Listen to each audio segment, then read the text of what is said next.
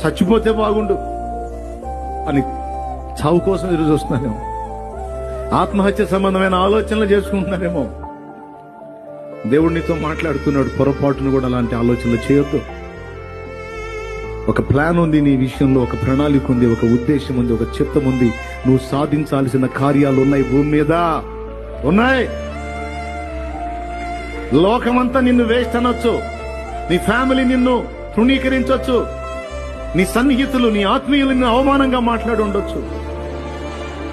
వీళ్ళ తిరస్కారాలను బట్టి, తృణీకారాలను బట్టి బ్రతుకే నాకు వద్దనుకునే విరక్తిలోకి వెళ్ళిపోయి ఉండొచ్చు. వాళ్ళెవరు నిన్నంటానికి? వాళ్ళు పొగిడితే ఆ పొగడత స్థిరమా? వాళ్ళు నిందిస్తే ఆ నింద స్థిరమా? వాళ్ళు ఇచ్చే ఘనత స్థిరమా? వాళ్ళు ఇచ్చే అవమానం స్థిరమా? వాళ్ళ కోసం నువ్వెందుకు చావాలి? వాళ్ళ మాటల కోసం.